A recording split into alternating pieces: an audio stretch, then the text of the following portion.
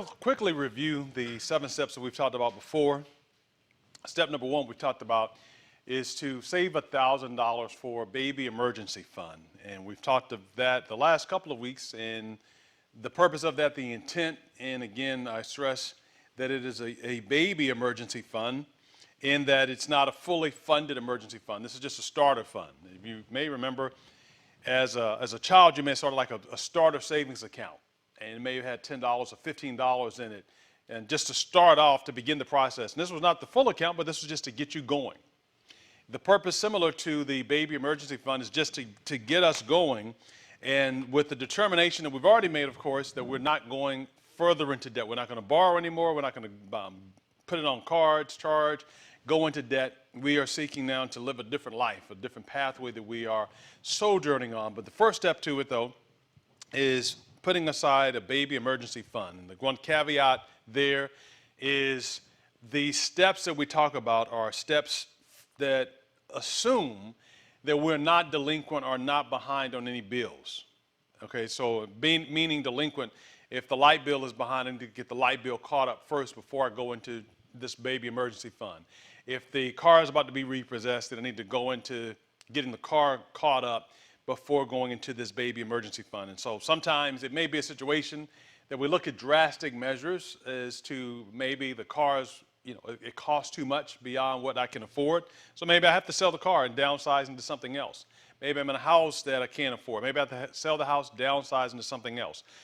Those are different things that are variables and so forth. So we'll talk of those nuances later on, but as basic rules go, we would set aside $500 to $1,000 depending upon income. As a general rule, if your income is $30,000 and under, then $500 would be a baby emergency fund.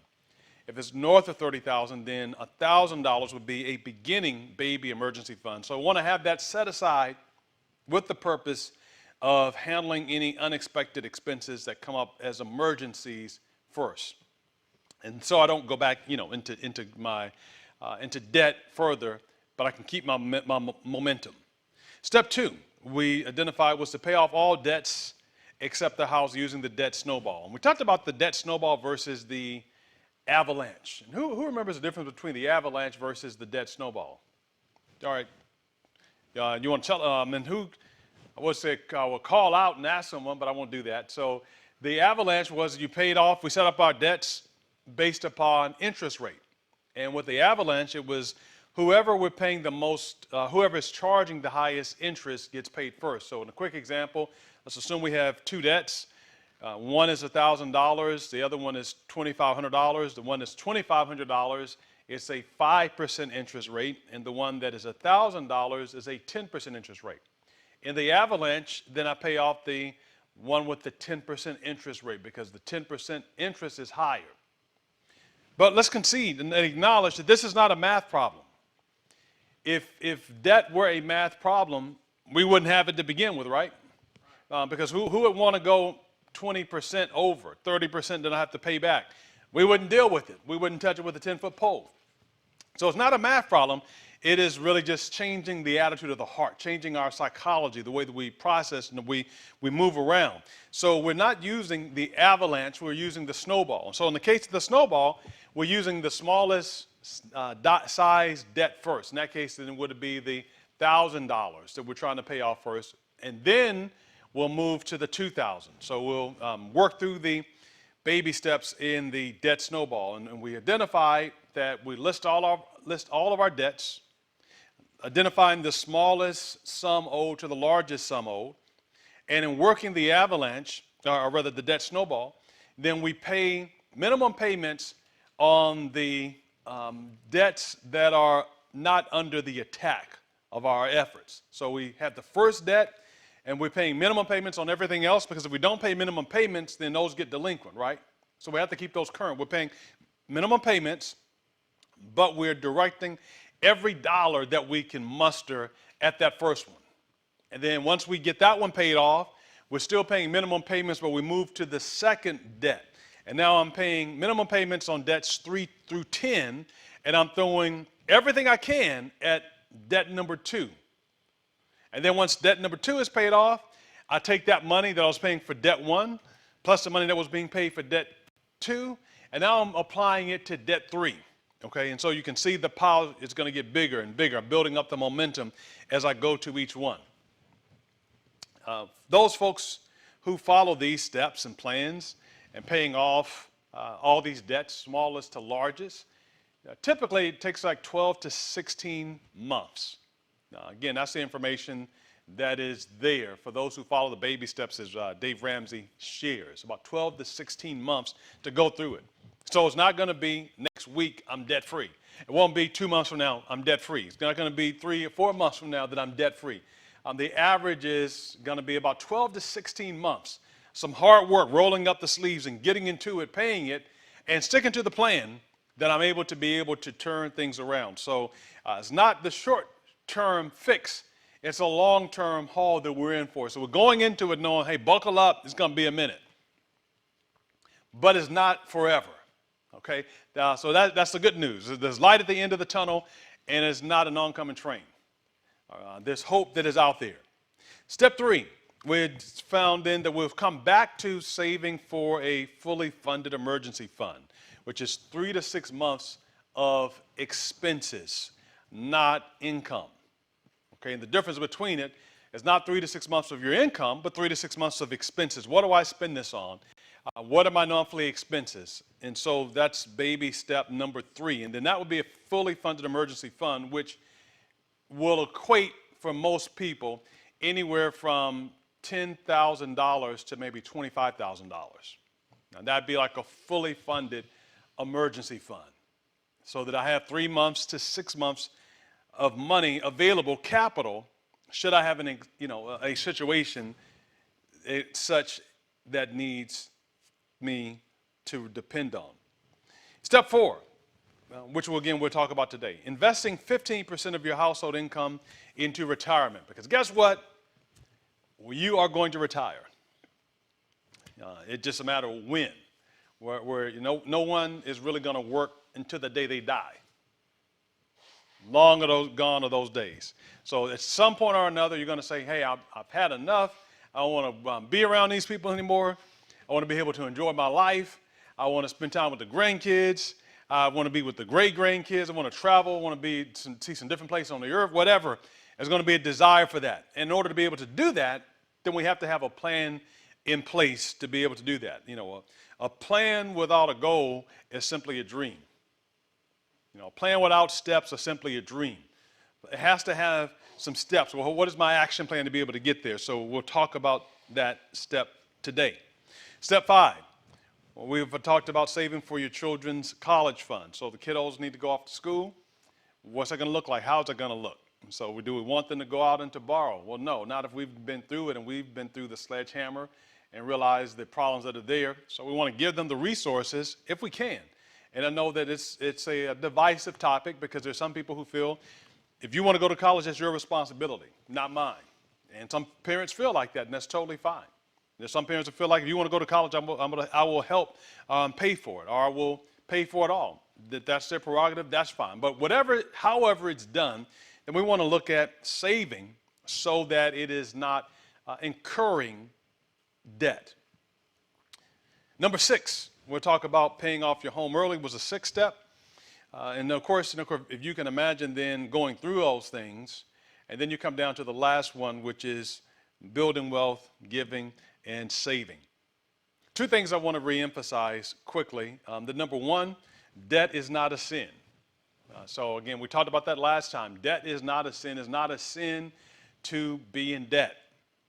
It's not wise, but it's not a sin. So a lot of things in the Bible, it's not necessarily quote unquote a sin, but it just may not be wise. And there's some things that are sinful and not wise. And debt falls into one of those categories that we will clearly see again that it is not a sin, but certainly we want to have a different way of doing things. So to that said, we're going to jump in today. Let me just move through here and get us where we want to be. A couple of pieces to reiterate. We talked about changing our mindset. And again, we have a mindset that I'm not going to go further into debt. So you draw that line in the sand. Les Brown said, when you're sick and tired of being sick and tired, You have to have that moment where you just get frustrated and you've had enough of life as normal, as BAU. I'm not going to live like this anymore. I'm tired of working 40 hours a week and not having anything to show for it. I'm tired of working 80 hours a week and not having anything to show for it. I'm tired of this being the case. This will not be my future. And us making that decision and determination, because there's no cavalry that's going to come in to rescue us. Government's not going to pass something that will be able to pull us and to rescue us. In fact, I would submit that if the government or some agency, by waving a magic wand, were to free us and to extricate us from all the things we're in, do you know that unless we change the way we do things, we'll be right back there again? So, Congress could tomorrow pass a law that says we're going to waive everybody's debts. Within a matter of days, if not hours, we'll be right back into the same thing again. And you probably can identify, maybe, you like you paid off a credit card before. And it was nice having it paid off. You said, I'm not going to do that again. And then you didn't have a plan. I didn't have a plan. And before you knew it, what happened? That credit card is back up again. And sometimes before you knew it, it was more the second time than the first time around. So it happened. So we put a plan together, and I can identify and certainly relate to that from just, having walked down that street, having done that before. Going down the street of paying off, X amount of $1,000 in credit card debt, and then going back and doing the same thing again. Been there, done that. Walked down the street, paid off tens of thousands of dollars in credit card debt, and then walk back down the same, fool me once, shame on you. Fool me twice, shame on me. Been there, done that. So a different process. When we talk about the mindset of being able to go into it, and so the mindset, of course, is that we are not going to go there any longer. We talk of building and preparing a budget. I wanted to just share one item, or two items quickly with you so that you can, again, see it, visualize it, and then we're going to go into retirement and so forth today. Okay? So the first thing we'll talk about this budget.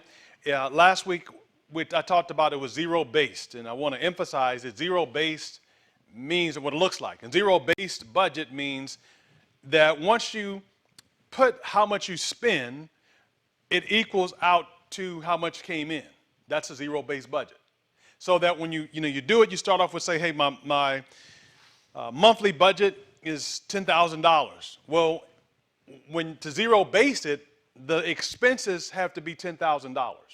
Okay, that's a zero-based budget. So what comes in equals what goes out. The objective is not to have a surplus. It may be a surplus allocated inside of that budget, but it's not like a surplus, meaning, okay, well, I had $10,000 allocated, and at the end I have $1,000 left over. Because what happens if I have $1,000 left over at the end of the month? It's going to take wings, and it's going to fly away, right? And then you're going to look up and say, well, I had an extra $1,000, where'd it go? So you have to tell that money what its job is.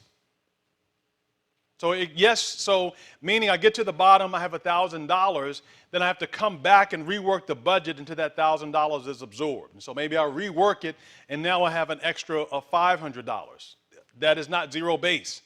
So now I need to come back and tell that $500, where am I going to allocate this $500? Where is it going to go?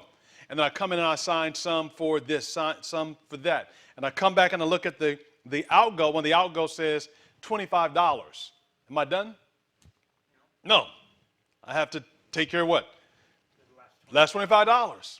And so I need to go back again into that budget until when I get through, what comes in equals what goes out. Now that's the easy part, right? Because those were surpluses. But if I have what comes in exceed what goes out, then I'm not operating at a surplus. Even on paper, I'm operating at a what? At a loss or a deficit. So now I have to come back into that budget and make some subtractions in categories until I can get it to equal out to the same thing. So it must be a zero-based budget. So in short, the income less expenses needs to equal zero on the budget. How many tried last week to put together a budget? All right, so you tried it. How did it go? I hear some laughing, so I take it may not have been too good then. Okay. Did you get it to a zero base? Did you get to zero base? No? All right, well, we'll go back at it again. You know, if you want to go through some, exercise, and I have a couple of examples to show. But again, the purpose of it is, it's going to be hard. It's going to probably take you maybe an hour or 2 hours or 3 hours the first time. Second time going back through it, it's going to be less time, but it's still going to be pretty intensive. Why? Because you haven't done it before. Now, once you go to like the third month, fourth month, it's going to get a little easier. It's not going to take hours to do. And so the first couple of times, you might feel like pulling out your hair like, okay, why am I even bothering with this? It's not even worth it. But I want to remind you that the end is worth it. You know, when getting on the other side is going to be worth it. So keep the goal in mind. The goal of why am I doing this? Keep it in mind. In the moment, the Bible says that no chastisement in the present is enjoyable. Right? But it is for the future, brings a reward. So keep that in mind. You know, so when you, like, again, with health, you know, you're eating the lettuce without any dressing on it. You're like, okay, why am I doing all this? Well, I'm trying to drop a couple of pounds, right? So that'd be the objective. And so working through the budget is not going to be easy doing it, but keep two things in mind. One, the income minus expenses equals zero. And also, two, give yourself some grace, you know, to work through it. Be patient in the process. It's not going to be easy, but work through it. Make it realistic. So realistic means you're not going to live off of $25 a week for groceries. Okay, some people like to just, you know, hey, I'm going to, pay off all of this as quickly as I can, and I'm going to $25 a week for groceries and $10 a week for gas. That's not going to work, okay? It needs to be realistic. Now, don't go to the other side. Then I'm going to, I'm single and I'm going to spend $250 a week for groceries. All right, that's, we're going two different extremes here. So what's reasonable that I can live off of and operate off of? So income less expenses equals zero. So in this particular example, there's an example of a paycheck. And so, as a married couple, if a married couple, again, you both had to be on the same plan. As I shared before, you can't force a diet on your spouse. You can't force a budget on your spouse. It's not going to work out. There's going to be mutiny. And I chose mutiny deliberately. If you are familiar with ships and pirates and so forth, mutiny was when they went into what? That was like, all right, rebellion. Like, captain is, the crew has taken over. So that's what we're talking about, mutiny in that respect. It's not going to work. So it has to be, agreed upon. And, sit down, discuss it, and look at it and share it. It's not a knockdown, drag-out fight, but let's come in agreement. So maybe, we need to adjust the food budget. But the reality of it is we're agreeing that, hey, this is all the money that we have. We have to then live off of this budget. We have to make it work, okay?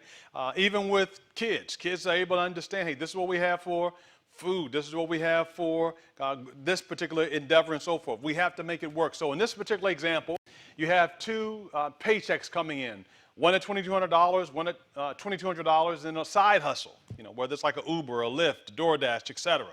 Extra work, cutting grass, babysitting, et cetera. Makes a total $5,000. Then you can see on the right-hand side, you have the expenses, giving, charitable giving, $500. Now, we talked a little bit about this earlier. As a believer, tithing is a principle that goes in whether or not we're in debt or out of debt.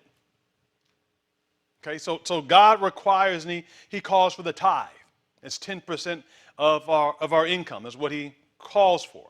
Now, offering is something that is, dare I say, an adjustable scale, optional, based on how we've been profited and prospered. Now, undoubtedly, all of us have been blessed. But when you're in debt, maybe you're not able to. Now, some folks, have their level of giving didn't change in debt, out of debt. However, yours may change, and that's okay. You may look and say, I can't give X percent in offering that I would like to give because of my current situation. Assuming I'm changing my situation. Now, if you're just being cheap and greedy, then that's a problem. That's a heart problem, okay? That's a heart problem where I'm saying, well, yeah, I don't think I'm going to give $50 to the church. I'm going to give $50 to this mission, $50 to this offering, but I'm going to use this $50 to go get Domino's. That's a me problem. I'm going to use this $50 because I saw a nice pair of shoes that I want to get on sale. That's a me problem that's there. But that changes the level of what you're able to give may change in terms of offering. The scriptures tell us that if a man provide not for his own household, he's denied the faith and is worse than an infidel. I think it's safe to say that, may I speak on behalf of God, I think he would rather you keep $25 or $100 that you don't have in offering and use it to be able to take care of the needs that you have than for you to be destitute.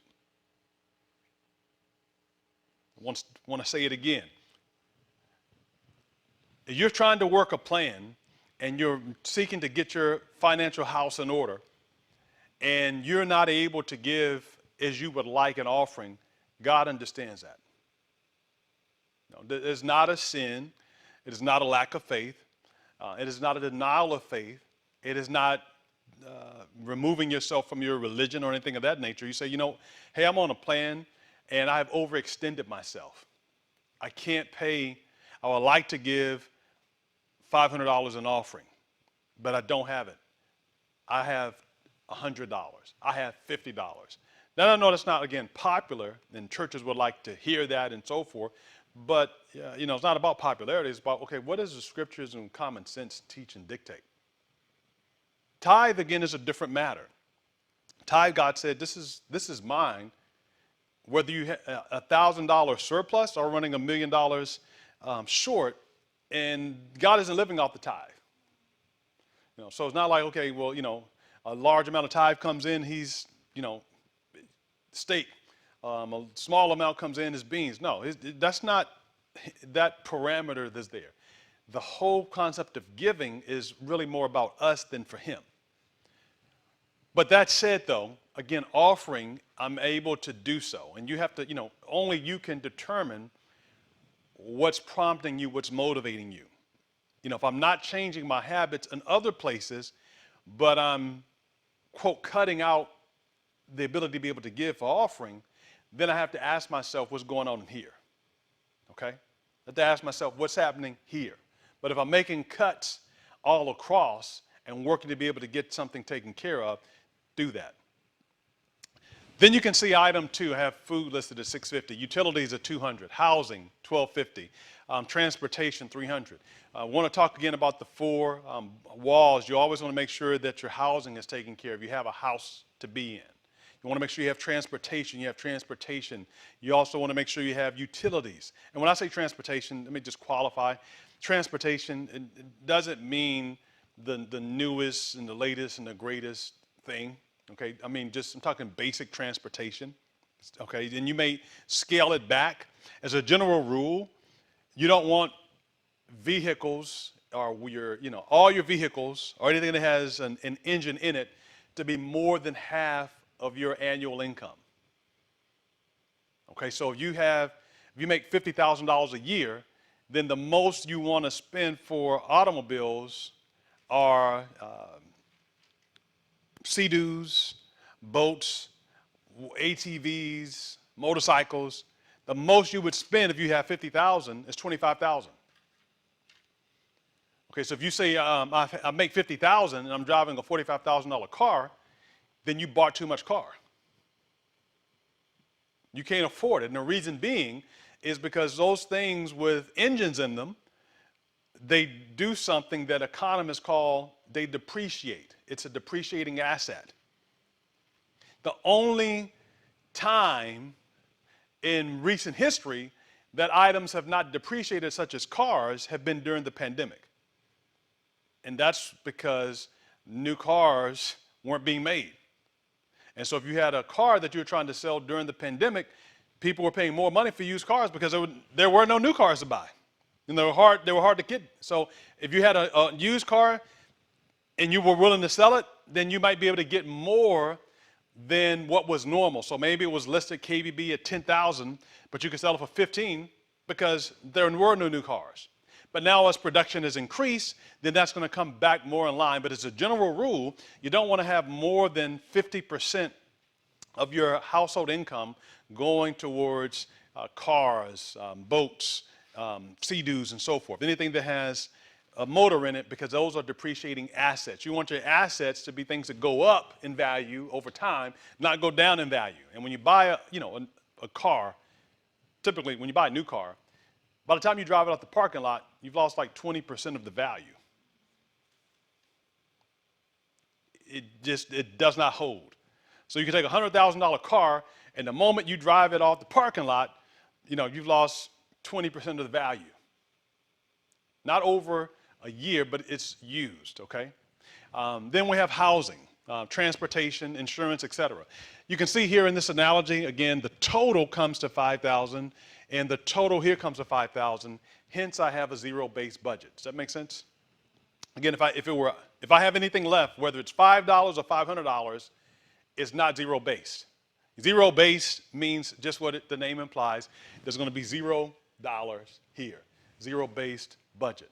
So you may work those again, massage them a few times until you're able to see that. Today, where does our time go? We're 30 minutes in 2, and I haven't even gotten into today's topic and today's lesson. Today we're talking about the emergency fund. Okay, so I'm going to have to truncate this because I have 2 things to cover in 30 minutes. This was done at the end of last year, December the 15th, 2022. CNBC said that 63% of Americans say that we're living from paycheck to paycheck. 63% of Americans. Now, living from paycheck to paycheck means that if I don't get paid next month, then I am, as what is known, I'm up the creek. Okay? And if 63% said that, then 63% of us who are in the room, we can identify with that.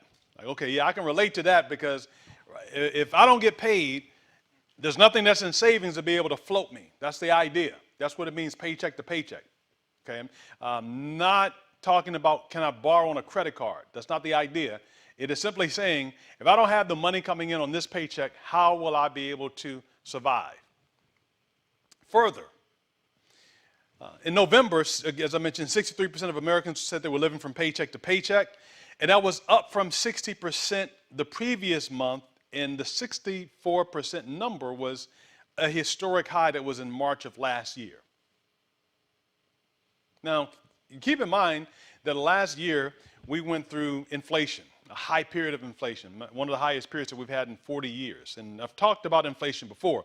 Essentially, inflation is when you have the cost of goods going up, and the cost of goods are going up based off of a really hot economy. And sometimes you can have issues such as we had here of low availability of stuff, but you essentially have a lot of money floating around so that, we gave everybody in the room $100 and, or let's say $1,000, and I came out and said, hey, here's an iPhone. How much would you pay for it? Well, we can start the bid at $10 and everyone can keep raising the bid up because everybody has $1,000. And so we had so much money that was going around, availability, that and pent up demand, that inflation continued to go up. So we saw gas prices go up. We saw food prices go up, energy prices go up, housing prices went up and so forth, because people were able to say, hey, I don't mind paying extra for it. I have money for it. But when money starts tightening, then we don't say, well, I'm willing to pay $10 for the ice cream. I'm only willing to pay $7 for the ice cream, so prices come down, okay? So they begin to adjust. Now, 63% of Americans said that they were living paycheck to paycheck. Personally speaking, I think it's probably a higher number, but this is what was stated. Now, even among high-income earners, the article states, of those earning more than six figures, meaning north of $100,000, that 47% reported living paycheck to paycheck. So this is not a situation where you say, well, these are people who don't have, quote, a lot of money. This is just universal. People saying, I don't have it if I don't have a paycheck next month, I don't know what I'm going to do.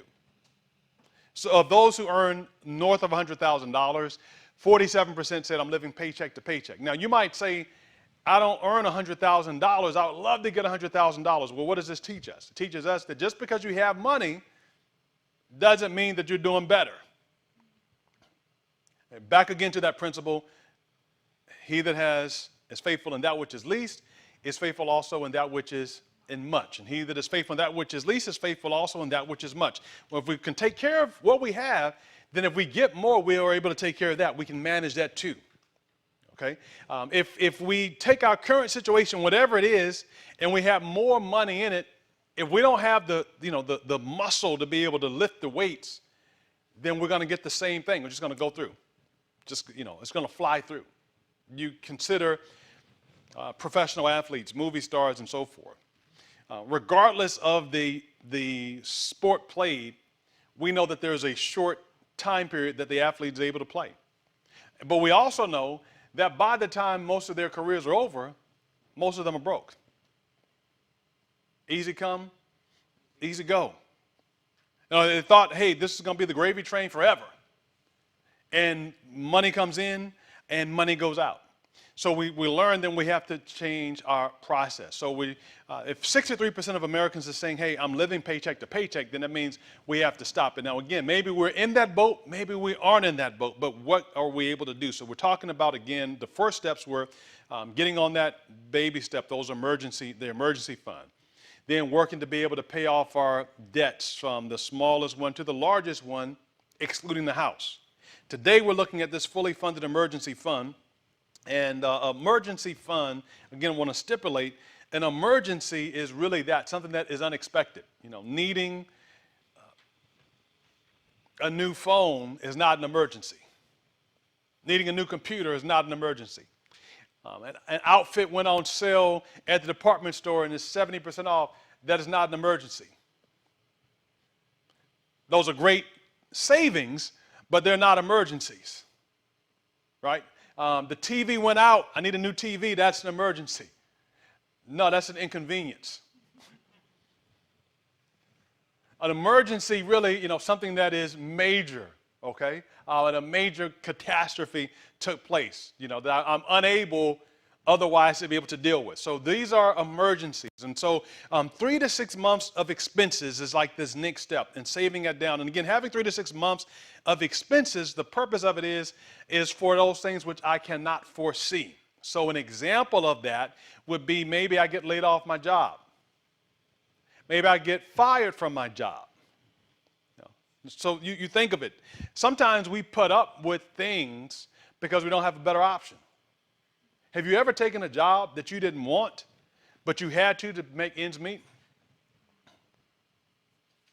I've been there, done that. Have you ever been on the job that you wanted to leave, but you couldn't leave because you had obligations to pay for things? And so it's like, you know what? I hate being here. I don't want to be here, but I have to be here because I need to pay for this. And we don't have the option to be able to go elsewhere because we have obligations and commitments, right? But if we don't have those obligations, we don't have that commitment, then we can tell that the boss, goodbye, right? Deuces. Hey, I'll see you. Thanks, but no thanks. But when we don't have any backup plan, then we are beholden to that particular situation. So when we look at the emergency fund, again, this is not for things that are foreseeable, right? Like for tires on my car, that's foreseeable. Your tires, we know they're not going to last forever, okay? The car is going to break down. The house is going to break down. God knows our appliances are going to break down. We just, I think November, we're about to go up to Leone, and this was, the dead of summer still, August, the dog days of summer. And I think at nighttime, it was like warm. It's like, Sacramento was, it's like it could have been like 105 degrees that day. So we had gone out, came back, went out, and I turned down the air to flex your power and save some money. It was more about saving the money than flexing your power. And so we came back in, and it was warm. Didn't think much about it because you've been out, it was a hot day. And so anyway, like 12 at night, I get awakened that it's like 80 degrees in the house. And that's I digress, but it's amazing how spoiled we have gotten over the years, right? Because when you grew up without air conditioning, you just dealt with it. You just had the window open, the fan blowing, and you just dealt with it. Now it's like if it gets over 75, it's like, what, I'm going to die, You have to have the air going. So I go and I turn it on, and the fan is blowing, but it's just hot air that's coming out. And so I called the air people and so forth, and they were able to Googled it, set an appointment, and they came out the next day. And you hoping and praying because I'm like, I don't have. Worst case scenario could be like maybe $5,000-$10,000. Best case scenario may be a couple $100. And so I'm just praying, Lord, and that's what we talk about. He will open up the windows of heaven that there should not be room enough to receive it. Sometimes it's not money that's flying out. It's like a guy comes out and said, okay, it's going to be like, $200-$300. I'm like, okay, Michelle, okay, go ahead and fix it, right? Because I'm thinking a couple of thousand, and we had like, what was it, $400? It was like, okay, $450, $500 to come out. Sometimes, you tell the stories, you forget some of the accurate details. But I know the basic structure is right, though. The basic structure is there. But, there was an emergency fund. It wasn't fully funded, like $1,000. So it became like an inconvenience versus, I need to try to figure out now where am I going to get $500 to be able to take care of this. And so no sooner than that happened, then I think the following month, open up the refrigerator, and it's like the soy milk feels warm. And it's a refrigerator. The refrigerator is now acting up. We thank God that we had Brother Vulus that came by and looked and said, hey, this is what needs to happen, and to get this taken care of and so forth, and we were blessed there. But then the next month, something else went out. I don't remember what the next thing was. Oh, there was washing machine.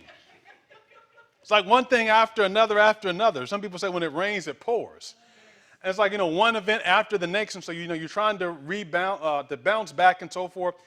And you get frustrated by those things, but again, those are parts of those emergencies that come up. Now again, in the big picture, will you plan and know that your refrigerator is going to go out? Yes, you set aside some money for that to know. Okay, the refrigerator is not going to last forever. But in the context of a traditional emergency fund, it's things that are unexpected. The car is driving perfectly. All of us, I'm driving down the street, and now, the check engine light comes on. And you know how we are. It's like, okay, I don't have any money to save. I don't have any money set aside. I'm just going to act like I don't see the light. And that's what we do. And we just keep driving, and then light goes off. Oh, thank the Lord, the light went off. And now it's okay. And then, a month later, light comes back on again. And well, and we say a prayer and the light goes off and then it comes back on again a month later, and we go to the mechanic and like, how long has it been happening for? And you say, well, it's been going on for like, 3 months, 4 months. This intermittently has been going on 3 or 4 months. And they look and say, well, I wish you would have come early because when it first went off, it was like the oxygen sensor, but you didn't come in, so now you need to get a whole engine. Yeah. And then here we are saying, the devil is sabotaging me. And really, in that particular case, it was us sabotaging ourselves, okay? But that's the whole purpose of an emergency fund. Some people call it like a Murphy repellent. Murphy, anything that can go wrong will go wrong, like Murphy's Law. And so some call it like it's Murphy's repellent. It puts some distance between you and Murphy. So we'll talk about this emergency fund. It could be a medical bill, a loss of income, a home repair, again, that you are not anticipating, or are expecting and being able to handle it. So I have some examples here again, an acute illness, a broken limb, a funeral situation. We're going to talk about insurance later on, but it may be, a funeral. Maybe you have to go to someone's funeral, be able to participate, help someone, so forth. If you have an emergency fund, you're able then to be able to handle it. Or you could have a loss in your family where, you don't want to work. You want to be able to take some time off. Having some cushion gives you flexibility. Money is not a savior. However, money can help create some saving grace. It can give you and I choices that we otherwise would not be able to make. So you want to guard it. Okay, well, hey, this is what I'm putting here for this emergency, should an emergency situation take place and rise up. So I'll come back at the end. Maybe you're trying to you're doing a. Yeah, I don't. Yeah, I can, whatever is on, I can also email you if you want. So I know some of you want to take pictures, that's totally fine, but I can also email you if you need that too. So let me go here. All right, so you may say, well, hey, how will I be able to get 3 to 6 months of expenses? Walk with me mentally. If you've paid all your consumer debt except the house you live in, the housing expense you have, how quickly can you save 3 to 6 months of expenses? Would that be pretty easy? If you don't, again, you're not paying credit card, you're not paying a car payment, you're not paying, department store payment. How easily could you save 3 to 6 months? It seems hard now because of where we sit. And that's because, man, I just got a check and all of it just went out. But you shift your mindset. How easy would it be if, okay, I got my check and all I need to take out of my check is my giving, my housing, and my food. Those are my, and gas money. And then the rest, how easy would it be for me to save 3 to 6 months of expenses if they come along? It's going to be pretty easy because I don't have everybody grabbing my money. Sticking their hands into my pocket, I'm able to save accordingly. So again, this is forward thinking as what we're looking at. Now, some examples of non-emergencies are, chronic illness. If, you're one of those folks that, you're constantly sick and you constantly have to go to the doctor for this, then that's not an emergency. You should plan that and anticipate that. Because of my health situation, I have to go in on a regular basis, and this is pretty much what it calls, that's not an emergency. That's just a part of life. Someone's birthday, that's not an emergency. You pretty much, when that's coming up. Big one, Christmas. Every year comes up on what day? The 25th of December. Doesn't surprise anybody. We act like we're surprised, but no, it's not an emergency. A vacation, again, something that's on sale is not an emergency. So don't now push these things over into this is an emergency situation and use justification to be able to buy it.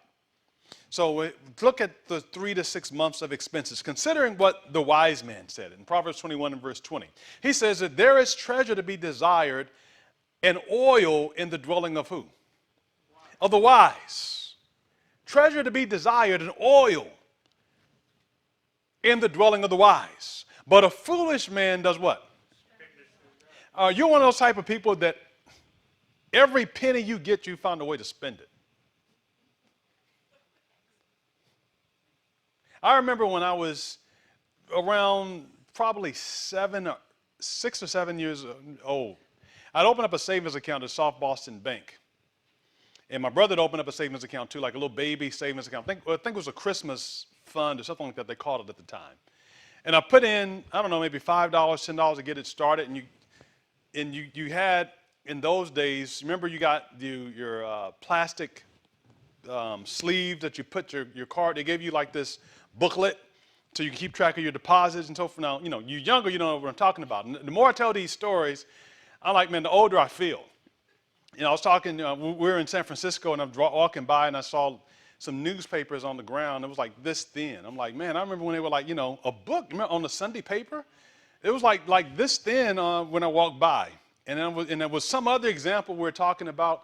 And I'm like, when we pulled up and you used to buy full service gas, and the gas attendant would get out and pump your gas, and he would also check your oils and your fluids and so forth. And I'm like, kids today, they're like, what are you talking about? You pull up, you pump your own gas and so forth. Well, this is a bygone era, from But I got this card, and they had my name on it, and I felt really good. I felt, hey, I put my money in the bank. This is what you do and so forth. And I don't think I had the money in the bank probably no more than like a week and a half. And I got the urge, you get the urge, you got to spend it. You're a kid, it's like, they say money's burning a hole in your pocket. You walk and you take it out and you look and you got to find something to spend it on. And I don't remember what I wanted, but I do remember that we pulled up in the car and my brother was in the front, and he would save every penny he got. He and I were the opposite. He would save and save and save, and I would spend and spend and spend. So we pulled up, and I wanted my money. I think I could have had $10 in there, something like that, and I probably wanted like a He-Man action figure or something, I don't know. And we pulled up, and we were in the teller, and so I know some of you don't, have to explain it. In those days, you pull up, and there'd be a bank teller, and you talk through the window. You had the little microphone, and you put in, they send the money through the tube and so forth. And I want to get all my money out. All my money was maybe like $10. And she took it, she gave me the $10, and I was happy. And then I remember the teller, I put my card back in there, the paper, and the teller cut it up. And when my brother saw that, he just, started making fun of me. Just like, she's cutting up his card, again, it was the paper and so forth. And he just, making fun of me and so forth. And I had my $10, but no more card. This text says that the foolish spends up everything. He doesn't save. That was me. I was that fool. I'm spending every penny that I had. So now the following month, his account growing. He's getting interest on it. I'm getting nothing. I don't even know what He-Man, went after that. But it says that he treasures, the wise treasures, it has oil that's in this place. But the fool spends everything. The New International Version says this way. It says, the wise store up choice food and olive oil. But fools do what? Like gulp theirs down. So, picture just like, when you gulping something, it's like, 7-Eleven has the big gulp. And that's the food. Just like, it's quickly taking it down. That's chugging it down. You don't want it to get anywhere. I want it all. So this is the fool's mentality, the mentality of the fool. That was me. But there's an ant. The ant is going through and is saving. The Bible says in Proverbs 6 and verse 6 through 8, go to the ant, you sluggard. Consider her ways and be wise, which having no guide, overseer, or ruler, she provided her meat in the summer, and she gathers her food in the harvest. Nobody tells the ant, hey, wake up, it's go time to work. Ant's like, hey, party of four over here, they left out their Doritos, and they went, so, let's get a group, let's go get some. And they just come back, and they say, your chips and your shirt, it's just going. They moving it on. Because they're like, hey, this is good food today. I don't know what tomorrow's going to bring. Tomorrow they may realize what they did. So we're going to get, while they're getting good, we're going to store it up and save it as the lesson that is there. We change our mentality, we become more like an ant. Hey, I'm going to take some and I'm going to save it. Because invariably, a tough time is going to come. Now again, tough time, we might say it could be inflation. A tough time might be a job loss. A tough time might be I need to quit this job because it's not a healthy experience. A tough time might be the company decides that they're going to lay me off, a downsizing. I'm planning for the future, but if I spend it all, it's gone. You remember that parable that Jesus talked about, the foolish man built his house on shifting sand. Now, keep in mind in the parable that the storm came to both. It wasn't as though The storm didn't come to the wise man because the wise man was prepared. The storm came to both. Adversity, uncertain circumstances is the lot that we face. If we prepare for it by building upon a firm foundation, then we will be well. I struggle. I want to go into the next one, retirement, but I'm not going to be able to start and finish in 4 minutes. So my commitment is that next week we'll definitely do retirement, and I'm going to squeeze in the college. So devote 25 minutes to each, and to make sure that they are covered. But I will give you a little preview. The age for retirement in America to be able to withdraw Social Security is 62. Like you can start or to withdraw 62, and then when you're 65, you can do you can do Social Security. 59 and a half is IRA. 62 start Social Security, but this report from this is the Motley Fool, and they say that the average retirement savings in the U.S. is $65,000. I hope that's wow is bad and not wow is good. Okay. I hope this wow is bad. All right. So that's the average. And we'll talk about it next week because the Bible talks about retirement. Now, there's only one place it talks about retirement, and that was for a certain person. But we'll talk about that next week. But consider that 65,000 is like the average savings that that people have to retire. Consider that most people today are living to how old? Anyone know the life expectancy now, roughly for American? It's like I think 78 years of age. So it could be 78, no more than 81. Okay.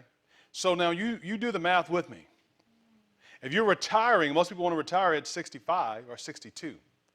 How far is $65,000 going to go from 62 to 81? 1 or 2 years. So how are we retiring? Okay. Or you said poor. Okay. Yeah. Well, you're not retiring then, right? In that respect. But yeah. So we have to look at it. Now, some people, again, I know. And this was an area I struggled with because when I was much younger, and I've told some stories that have somewhat dated me, but when I was much younger, I believed that I didn't need to save for retirement. No, I said that Jesus would be here before I could retire. Now, I don't know what his plans are, but I do know that I have to plan for retirement because that may not intervene. Maybe it may, maybe it may not. And once you understand and look at retirement, the reality of it is that you're saying that, all right, I'm going to stop working. Now, no, in America, there's Social Security. And Social Security, the idea is that I've contributed X amount and I'll be able to get X amount from Social Security. And the average Social Security payment is maybe $1,200 or so forth. So you ask yourself, if I'm 65 and the income I have coming, and I have $65,000 saved, okay, and I have $1,200 coming in, how am I still going to survive? And I'm not trying to say this, so don't take it as despairingly or anything like that, okay? Because some people say, well, hey, that's me. Well, I'm not trying to talk about you. I'm making a point, okay? And if it's uncomfortable, I'm sorry that it's uncomfortable, but let's talk and let's learn. Because if I'm 65 and I say, okay, I'm going to retire and I have $1,200 coming in, how am I going to survive? And you consider then that health care expenses are continuing to escalate. Food is going up. Last year, inflation averaged about like 9%. So Social Security, normally you get a cost of living adjustment of roughly 3% because inflation usually averages like 2.3%. So it's normally like a 3% increase for cost of living. So this year, SSI will go up 9%. So the good news is people will see a 9% increase, okay? But now I've told you before that with inflation, what drives inflation? One of the main drivers is how much money people are willing to spend. So if I have another 9% coming in, then now that means I'm willing to spend another 9%. So it's sometimes like the dog chasing its tail. And so and I digress, but this is why then, the Fed says, hey, we have to raise interest rates because we're trying to put the brakes on people's spending. And now you're hearing the news that various companies are saying we're going to have to do layoffs. Now, some of that is based off of greed, don't get me wrong. Okay, but some of it also is based off of the fact of that expenses are going up, we need to bring expenses in line. And so that's what the end effect is, which pushes us back to that emergency fund, because maybe I am working a good job, but there are things that are beyond my control. And people are like, well, hey, we don't need your services now. So we have to prepare for that. And that's the whole purpose then of getting out of debt, living on less than what we make, sticking to designing a plan and working the plan so that we come on the backside of it. And now, okay, we have 3 to 6 months of expenses that are set up. And then once we have that taken care of, I take a little break, in metaphorically, loosen out a little bit, and then I start planning for retirement because, okay, I one day want to retire. And when I retire, I don't want to be in a situation where I can't do anything. I can't go anywhere. You work too hard for, from 20-something years of age to 65 years of age to not be able to go on a decent trip somewhere. That's too much work, right? That's 40 years of work, where you ought to be able to say, hey, if I want to go to Turkey next week for a week, I've never been there before, I'd like to go. And I like to go to Jerusalem. I want to go see what the Holy Land looks like. I want to go to, Egypt. I want to go to, well, you're from Fiji, so going there, that's not vacation. But, you want to go to, Fiji and, to be able to see, you have seen it in the magazine, or heard the pictures, seen the videos on the screen, I want to go. There's nothing wrong with that. And to be able to have the resources to be able to do it, or to be able to turn around then and to enjoy. So we have to look at the process and the numbers. There is a plan of being able to do so, but the current plan that's in America won't work. So in my 2 minutes and I'll wrap up. The way retirement is currently set is not a gimmick as such. When the Social Security was created, people were not living as long as they are now. And that's just a simple, fact of it. You would receive Social Security at 62, but you'll be dead by like 65, 66 years of age. So from that perspective, the government could receive the money and give payouts for 4 years and you're dead. Okay?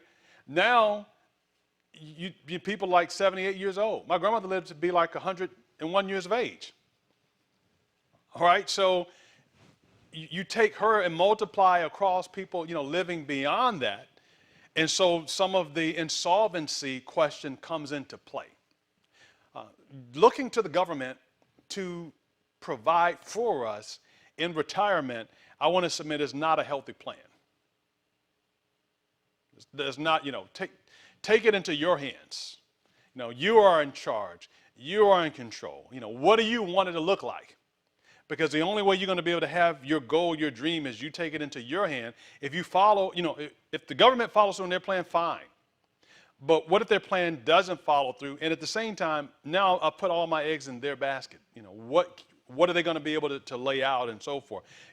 No, again, you work too hard. The way that this is currently set, people are not planning on that. So I don't know what they're thinking. And most people, based on studies, feel that they'll be financially better in retirement than they were in their working years. Now, how they come to those conclusions, I don't know. The other piece is, of course, that even going into retirement, that most folks still have a mortgage. So I said, well, what about that $1,200? Are they, they still are paying housing? It doesn't go very far, so a different plan has to be in place. So next week, we're going to look at that plan and to discuss it and to see, because the last thing you want, and if you know folks that are retired, most folks that you'll know, are watching every penny. And I don't mean from the perspective of solely being good stewards, but there's not much wiggle room. It's like, okay, I'm strapped. Life is too short. You work too hard to be in that particular situation. You don't want to be in that particular situation. So, the tools that we're talking about, of course, again, a person can be in retirement and they can still begin to change and to put patterns in place so that makes it better. That's the good news of the things that we're looking at. There's no quick fix, there's no easy way out, but I can put in some effort and to apply these principles to try to change some things. Next week we'll talk about retirement. And these principles, again, they hold true universally. We'll move from there and we'll talk about the saving for college. And then the week after that, we'll wrap up 6 and 7. I promise I'll somehow find a way to get them all combined together and to be done. So I'll stop here. We'll end and we're going to break away. Father in heaven, we thank you for the time that we've been able to have again together today. And we pray once more that you would please help us with our finances. We acknowledge that to an extent, a great extent, our finances are out of control, and we just need you to help us, to guide us. We've heard different things, and now we need you to give us the will, the desire, the impetus to be able to put these things into effect. We're reminded that they're not going to go easily, but they'll go by your grace as you help us. So help us to stick to it, to be consistent with it. As we rework this budget, help us to be able to figure it out and give us a grace to be able to stick through it and help us to see the light at the end of the tunnel. And again, as we go through these processes, we believe that your hand will be upon us to bless our efforts, for we pray in Jesus' name, amen.